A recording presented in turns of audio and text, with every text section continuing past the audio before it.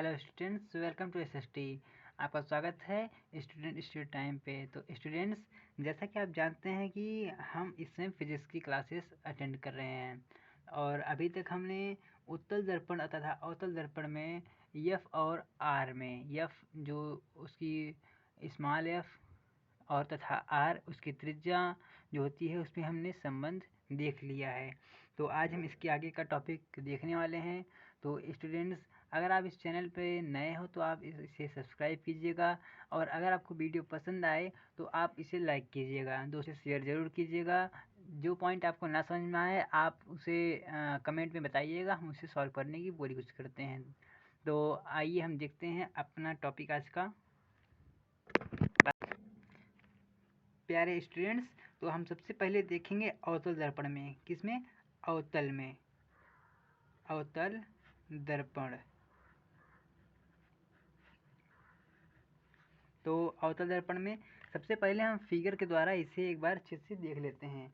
तो आइए हम एक बार फिगर को देखते हैं कि कैसे कैसे हमारा फिगर बनेगा। तो स्टूडेंट्स, सबसे पहले हम एक दर्पण बनाएंगे।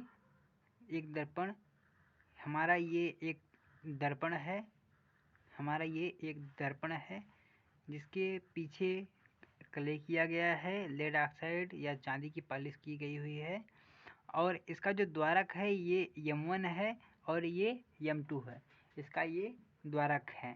और उसके बाद इसका ये जो ध्रुव है इसे पीछे दिखाते हैं और ये मुख्य अक्ष है। ये क्या है? यह मुख्य अक्ष है जिसपे इसकी फोकस दूरी कुछ यहाँ पर होगी और इसका सेंट्रल जो इसका केंद्र है, वक्रता केंद्र, वो ये कुछ यहाँ पर होगा। ठीक है स्टूडेंट्स, इतना आप इसको देख लीजिए कि कुछ इस प्रकार से है। इसका ये केंद्र है, ये इसकी मुख्य फोकस है, ये ध्रुव है और इसका जो द्वारक है M1 और M2 है। इतना आपको आ गया समझ में। अब हम इसके आगे देखते हैं। इसके आगे क्या है कि मान लीजिए कोई AB वस्तु रखी गई है। कैसी? एक वस्तु रखी गई है जिसका नाम A तथा B है, जिसका नाम A तथा B है। ठीक है स्टूडेंट्स, जिसका नाम A तथा B है, जिसके A सिरे से जब प्रकाश किरण चलती है, A सिरे से प्रकाश किरण चल रही है आगे की तरफ। कहाँ? ये आगे की तरफ गई और यह R बिंदु पे, कहाँ पर? ये R बिंदु पे ये आके टकराती है। ये आर बिंदु पे ये टकराएगी और टकराने के पश्चात आपको पता है कि जब मुख्य अक्ष के समांतर कोई प्रकाश किरण आती है तो वह मुख्य फोकस से होकर जाती है। तो यह फोकस से होकर के ये जाएगी। कहाँ से? यह फोकस से होकर के जाएगी। सिंपल सी बात है। तो उसके बाद यहाँ से जब ये दूसरी किरण ये चलेगी, ये सीधा ये जो आपका वक्रता केंद्र है ये वहाँ से होकर के जाएगी और यह जाने के बाद ये यहाँ पर आके टकराएगी इस दर्पण पे और टकराने के पश्चात ये जाएगी और इसी पर वो ये वापस हो जाएगी। ये हमने पढ़ा हुआ था कि जब कोई प्रकाश किरण केंद्र से होकर जाती है, वक्रता केंद्र से होकर जाती है तो वह उसी पे वापस हो जाती है। ठीक है स्टूडेंट्स, तो कुछ यहाँ पर ये जहाँ पर मैच हो रहा है, कुछ यहाँ पर इसका प्रतिबिंब उल्टा बनेगा। कैसा उल्टा बनेगा? अर्थात A डैश तथा B डैश। कैसा? A डैश तथा P डैश। और यह जो हमारा C है इसके ठीक सीधे में एक यहाँ लंब बनेगा। क्या बनेगा? इसके ठीक सीधे में यहाँ पर एक लंब बनेगा और यह जो आपका R बिंदु है, ये R बिंदु है, यहाँ से भी एक लंब बिंदु बनेगा। ठीक है स्टूडेंट्स, अब इतना हमने देख लिया। इसके आगे का भी पार्ट हम इसको देख लेते हैं कि इसमें आगे क्या क्या है। अब आपको कुछ और भी चीज़ें इसमें हम बता देते हैं। आगे इसमें क्या है कि हम जानते हैं कि ये अब जो हम आपको बताने वाले हैं ये बहुत ज़्यादा इंपॉर्टेंट होने वाला है, बहुत ही ज़्यादा इंपॉर्टेंट होने वाला है। इसको आप समझिएगा। ये पॉइंट जो हम आपको अब बताने वाले हैं ये न्यूमेरिकल में, कहाँ पर? ये न्यूमेरिकल में बहुत जल्दी आपका हेल्प करेगा। तो हम जानते हैं कि यह जो ये AB वस्तु है, यार ये देखिए, P से लेकर वस्तु तक की ये जो दूरी होती है, कहाँ से यहाँ तक की दूरी, यानी P से वस्तु की दूरी, जो वस्तु की दूरी होती है, ठीक है, P से वस्तु की जो दूरी है, ये जो दूरी है इसे -u से दिखाते हैं। किससे? इसे -u से दिखाते हैं। उसके बाद आपके ध्रुव से जो प्रतिबिंब की दूरी है, अर्थात ये ध्रुव है, ठीक है, ये आपका ये ध्रुव है और ये प्रतिबिंब है। यहाँ से यहाँ तक की ये जो दूरी है, कहाँ से, P से प्रतिबिंब तक, प्रतिबिंब की जो दूरी होती है उसे माइनस v से दिखाते हैं। किससे दिखाते हैं? उसे माइनस v दिखाते हैं। और जो आपका वक्रता त्रिज्या होता है, आपको पता है कि ये जो वक्रता त्रिज्या है इसे r से दिखाते हैं, ठीक है। वक्रता त्रिज्या, ये जो वक्रता त्रिज्या होता है इसे r से दिखाते हैं। लेकिन क्योंकि हमने ये भी पढ़ा हुआ है कि हम इधर लेफ्ट हैंड साइड को देख रहे हैं, तो लेफ्ट हैंड साइड में सब माइनस होता है, तो ये यहाँ पर माइनस का चिन्ह यहाँ पर लगेगा। हमने ये देखा हुआ है। अगर आपने ये वीडियो नहीं देखा हुआ है तो लिंक है इसके डिस्क्रिप्शन में, आप वहाँ से जाके देख सकते हैं। और अगर आपने हमारी पुरानी वीडियोज़ को भी नहीं देखा है तो आप वहाँ से जाकर वहाँ आप सारी वीडियोज़ को देख सकते हैं। और आप देखिएगा जरूर, हम लेफ्ट हैंड से ले रहे हैं, इधर सब माइनस होता है, इधर सब, जितने भी टॉपिक हमने पढ़ाए हैं सब एकदम इम्पोर्टेंट है। इसके बाद जो आपका फोकस है, फोकस दूरी है, क्या, फोकस दूरी, ये जो फोकस दूरी है ये आपको पता है, इसे एफ से दिखाते हैं, लेकिन ये हमने देखा था ये होगा माइनस। ये हमने देखा था कि इधर सब होता है प्लस में, इस साइड सब होता है माइनस, ठीक है। इस साइड सब होता है माइनस। इसके ठीक बाद आपके अगर कोई ऊपर कोई वस्तु है, ऊपर कोई तरफ कोई वस्तु है, ये प्लस में होगा, लेकिन इसका जो प्रतिबिंब होता है नीचे की तरफ ये माइनस में होता है, ठीक है स्टूडेंट्स। ये आपको पिछली वीडियो में ये आपको बहुत अच्छे से बताया गया था। अब आइए इन सब पॉइंटों को हम एक बार लिख लेते हैं। तो स्टूडेंट्स, हमने क्या किया था, हमने माना m1 m2 एक अवतल दर्पण है। क्या है? एक अवतल दर्पण है जिसका ध्रुव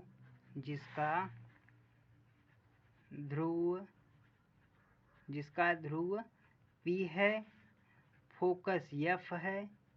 फोकस क्या है? जो फोकस है उसे F से दिखाते हैं, कैपिटल F है। तथा केंद्र, कौन सा केंद्र? वक्रता केंद्र। जो केंद्र है उसे C से दिखाते हैं, है दर्पण की मुख्य अक्ष के समांतर, ठीक है। दर्पण के जो मुख्य अक्ष है, दर्पण के मुख्य अक्ष पर, कहाँ पर? मुख्य अक्ष पर एक वस्तु क्या रखा है? एक वस्तु AB रखा है, एक वस्तु AB रखा है, ठीक है। एक वस्तु AB रखा है। वस्तु के शीर्ष, कहाँ से? यानी जो वस्तु था, वस्तु के शीर्ष, तो उसका शीर्ष ये था, ठीक है। ये शीर्ष से चलने वाली, क्या? शीर्ष से चलने वाली प्रकाश किरण, या आप यहाँ पर सिंपल में सिर्फ यहाँ पर किरण ही लिख सकते हैं। क्या आप यहाँ पर किरण ही लिख सकते हैं? प्रकाश किरण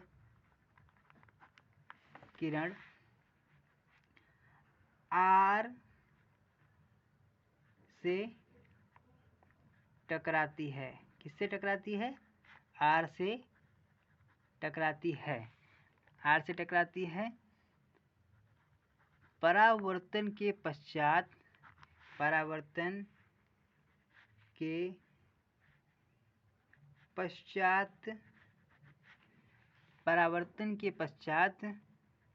F से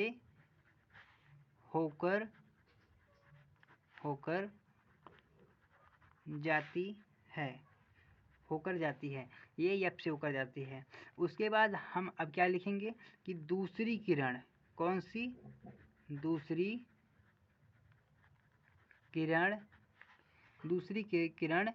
AS, कौन सी? एस दर्पण, दर्पण के वक्रता केंद्र, दर्पण के वक्रता केंद्र से होकर जाती है। कहाँ से? वक्रता केंद्र से होकर जाती है। और क्या? पुनः उसी मार्ग पर, पुनः उसी मार्ग पर लौट जाती है, पुनः उसी मार्ग पर लौट जाती है, पुनः यह उसी मार्ग पर ये लौट जाती है। अब आप यहाँ पर थोड़ा सा कंफ्यूज हो रहे होंगे कि इसमें यस कहाँ है, इसमें जो हमने फिगर देखा है इसमें यस कहाँ है। तो स्टूडेंट्स आप देखिए इसमें यस कहाँ पे है।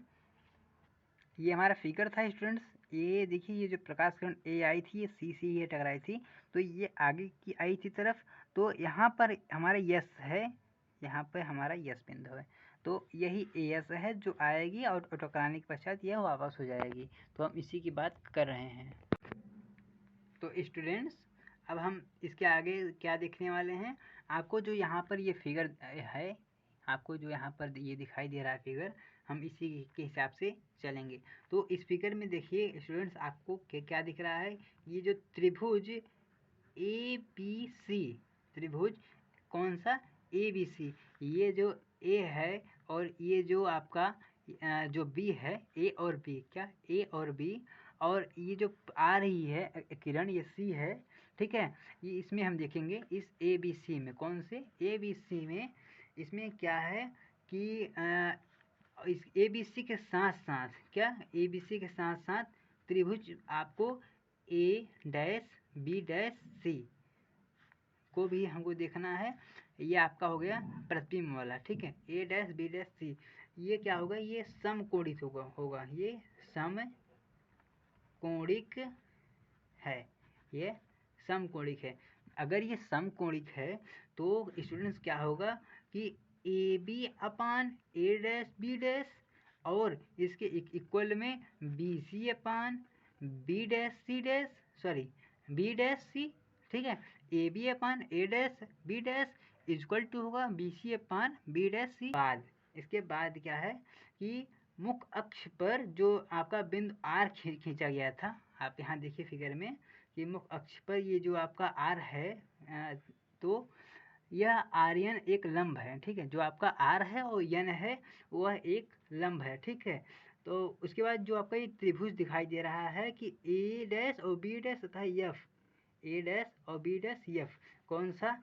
त्रिभुज ए डैश बी डैश एफ तथा त्रिभुज आर एन एफ, ये भी क्या होगा? ये समकोणिक होगा, यह समकोणिक होगा।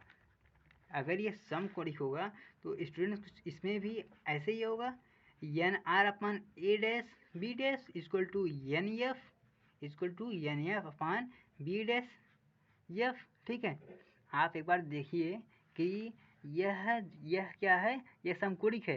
त्रिभुज ए डैश बी डैश एफ तथा त्रिभुज आर एन एफ ये समकोणिक है। जब ये समकोणिक होगा तो यह कुछ इस प्रकार सा आएगा, एन अपार अपान ए डैश बी डैश, अर्थात यह इसके होगा अनुपात में और यह इसके होगा अनुपात में, ठीक है स्टूडेंट्स। तो इससे हमारा क्या क्या आता है निष्कर्ष कि N R upon A B, जो एन आर है, जो आपका ये एन आर है, यहाँ पर आप देखिए फिगर में, ये जो एन आर है ये ए बी के होगा बराबर, ए बी के होगा बराबर। जब ये ए बी के बराबर है तो A B upon A dash B dash, क्या? A B upon A dash B dash. उसके बाद ये एन एफ, क्या? आपका ये एन एफ ये बी डैश, एन एस ये बी डैश और अपान बी डैश एफ में होगा। कहाँ पे? ये बी डैश एफ में होगा। अब इसके आगे हम देखते हैं, इसके आगे में क्या है कि हमने देखा क्या? हमने देखा जो आर बिंदु है, जो आपका ये आर बिंदु है, यह पी से यह नज़दीक है, यह नज़दीक है। यह नज़दीक है, तो हम यह कह सकते हैं कि जो NF है, जो NF है वह लगभग बराबर होगा, पूरी तरह नहीं तो इसे हम लगभग बोल सकते हैं, यह PF के बराबर होगा। ये जो आपका ये दिख रहा है, ये चिन्ह, ये लगभग का है, ये लगभग का ये चिन्ह है। इसे कुछ इस प्रकार से लिखते हैं, ठीक है स्टूडेंट्स, इसे कुछ ऐसे लिखते हैं। तो ये देखिए, ये आपका इक्वेशन नंबर ये 2 बनता है, और इसके पहले हमने जो देखा था ये आपका इक्वेशन नंबर 1 बनता है। तो अब हम देखेंगे जो आपका इक्वेशन नंबर 1 है और जो आपका इक्वेशन नंबर 2 है, ठीक है। ये देखिए, यहाँ पर भी AB upon A dash B dash है, और यहाँ पर भी AB upon A dash B dash है। अर्थात जब ये इसके बराबर है और यह देखिए, और यह इसके बराबर है, तो यह वाला इसके बराबर होगा, यह वाला इसके होगा बराबर। तो आइए हम इसको देखते हैं। इसके आगे हमने क्या समझा, अभी भी हमारे इक्वेशन से लिखेंगे समीकरण 1 तथा 2 से, इससे 1 तथा 2 से क्या आया है निष्कर्ष हमारा, समीकरण 1 तथा 2 से हमें क्या मिलता है कि BC upon B dash C equal to PF upon B dash F, ठीक है, इतना आएगा, ठीक है। या इसके अलावा हम क्या इसको लिख सकते हैं, इसके अलावा हम इसको लिख सकते हैं कि PB माइनस PC, यानी अगर हम PB माइनस PC करेंगे तो हमारा ये आएगा BC, ठीक है। इसके बाद ये PC माइनस PB, सॉरी ये होगा PB डैश, ये इसके इधर आएगा PF, ये PF ही रहेगा, और यहाँ क्या है कि PB माइनस PF, ठीक है। आपका ध्यान पूरा होना चाहिए फिगर पे और साथ साथ यहाँ हमारे इक्वेशन पे, ठीक है। अगर आपको यह नहीं भी आ रहा हो समझ में तो आप कुछ इस प्रकार देख लीजिए, अगर हम PP को इधर से इसको हम काटते हैं तो हमारा B डैश यह बच्चा है आएगा, ठीक है। अगर यहाँ से हम P और P को काटते हैं तो हमारा C और B डैश आता है, तो हमारा इक्वेशन कुछ ऐसे ही आएगा। लेकिन अभी तक हमने ऐसे ही देखा, तो हमने आपको कुछ चिन्ह भी बताए थे कि वस्तु की दूरी जो होती है और जो आपका प्रतिबिंब होती है दूरी, त्रिज्या, अभी भी वो हमने देखा। तो अब हम उसको रखते हैं। तो देखिए, ये जो हमारा PB है, ये PB है, ये क्या है, यह वस्तु की दूरी, कहाँ से, यह ध्रुव से वस्तु की दूरी है। जब ये ध्रुव से वस्तु की दूरी है तो इसे माइनस U से लिखेंगे, और यहाँ पर ये माइनस का है चिन्ह। उसके बाद ये PC हमारी ये त्रिज्या है, तो इसे हम R से लिखेंगे। जो हमारी PC है ये त्रिज्या है, इसे हम R से लिखेंगे। उसके बाद यह जो PC है ये त्रिज्या ही है, फिर माइनस ये V हो जाएगा। ये V इसलिए होगा क्योंकि ये प्रतिबिंब का, इसमें B डैश लगा हुआ है, इसमें B डैश पे है। तो इधर हम देखते हैं, ये जो हमारा PF था, ये PF ये फोकस है, क्या ये फोकस दूरी है, यह फोकस दूरी है, ये माइनस V हो जाएगा, और ये भी कुछ ऐसे हो जाएगा, ठीक है। तो इसको जब हम सॉल्व करते हैं, ये देखिए माइनस, और ये माइनस माइनस प्लस होता है, ये आपने मैथ में देखा होगा कि ये माइनस माइनस प्लस होता है। तो ये क्या आ जाएगा, इतना upon minus R upon V equal to minus F minus V plus F, ठीक है। ये माइनस माइनस हो गया प्लस। अब इसके आगे हम क्या देखते हैं, अभी हमने देखा था कल, क्या हमने देखा था कि F इक्वल टू क्या होता है, F equal to R upon two, F equal to R upon two. देखिए अब हमने कल देखा था F equal to R upon two. तो अगर हम जो R है, R को हम जाए लेकर इधर, मतलब ये कुछ ऐसा आएगा इक्वेशन, ठीक है, ये ऐसा आएगा। तो इसको हम यहाँ पर हम रखते हैं, ठीक है, इसको हम यहाँ पर जब हम रखेंगे तो माइनस U प्लस 2F हो जाएगा। ये R है, हमने यहाँ पर R का रखा मान, ठीक है। यहाँ पर इतना, यहाँ पर ये माइनस लगा हुआ है, तो 2F plus V equal to minus F plus V plus F, ठीक है, प्लस F। इसके बाद हम क्या देखते हैं, इसका गुणा हम इसमें करते हैं, ठीक है स्टूडेंट्स, और इसका गुणा हम इसमें करते हैं। इसे हम तिर्यक गुणनफल कहते हैं या इसे वज्र गुणनफल कहते हैं, ठीक है स्टूडेंट्स। इसका गुणा हम इसमें करेंगे, इसका गुणा इसमें करेंगे। तो आइए हम इसे करते हैं। ये देखिए कि -u + 2f - v + f equal to -f + v, ठीक है स्टूडेंट्स। ये ऐसे है। अब इसका हम अंदर अंदर ये होगा गुणा, पहले इसका इसमें होगा, फिर इसका इसमें होगा, फिर इसका इससे, इसका इससे, ठीक है स्टूडेंट्स। तो इसका हम करते हैं, क्या आएगा 2fv प्लस, सॉरी यहाँ पर माइनस रहेगा, u + 2f स्क्वायर, 2f², ये हो जाएगा 2 स्क्वायर प्लस fv, ठीक है। इसके बाद हम देखते हैं uv - 2fv, इसके बाद fv और ये fu, fv और fu। आप v और u में ना हो कंफ्यूज, ये कुछ ऐसा है, ये ऐसा है। इसके बाद 2f², ये ऐसे ही रहेगा, यहाँ पर ये 2f²।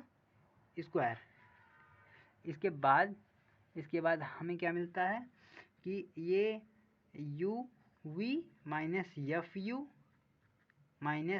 fu इक्वल टू 0, ये इक्वल टू 0। ये सब जो था, ये देखिए, ये इससे क्या गया, इससे गया, और जो यहाँ पर क्या किया, जो यहाँ ये जो चीज़ें हैं इसे हमने इधर लाकर इसको हमने घटा दिया। तो यहाँ पर आ गया माइनस, यहाँ पर ये आ गया माइनस। तो अब यहाँ पर क्या है, यहाँ पर ये बचेगा fv + fu equal to uv। ये जो इधर था इसको हमने इधर कर दिया, ठीक है। अब हम क्या करेंगे, दोनों पक्षों में, इधर और इधर, क्या दोनों